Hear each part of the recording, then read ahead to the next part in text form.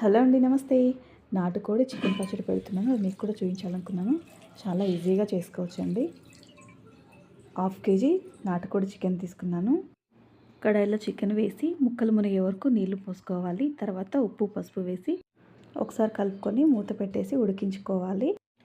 ఇలా నీళ్లు మొత్తం ఇంకిపోయేటట్టు చూసుకోవాలి. చూసారు కదా, ఒక్క చుక్క కూడా వాటర్ లేవు. ఇప్పుడు దీంట్లోనే ఆయిల్ వేసుకుంటున్నాను. నేను కొద్దిగానే చేస్తున్నాను కదా, అందుకని డైరెక్ట్గా దీంట్లోనే ఆయిల్ వేస్తున్నాను.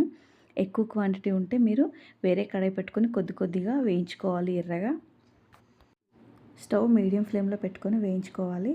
చూసారు కదా, ముక్కలు ఎర్రగా వేయినాయి. ఇప్పుడు దీంట్లో ఉప్పు, పసుపు, కారం అన్నీ ఒకదాని బట్టి ఒకటి లైన్గా వేసుకుంటున్నాను. సరిపడా వేసుకోండి మీరు తినేదాన్ని బట్టి. నేను కొంచెమే చేస్తున్నాను కాబట్టి నేను దాన్ని బట్టి వేశాను. ఒకసారి కలుపుకొని చికెన్ మసాలా వేస్తున్నాను. మీ దగ్గర ఏం గరం మసాలా ఉన్నా ఏది ఉంటే అది వేసుకోండి. నేనైతే నాటుకోడి చికెన్ మసాలా వేశాను. టేస్ట్ అయితే చాలా బాగా కుదిరిందండి. సూపర్గా ఉంది.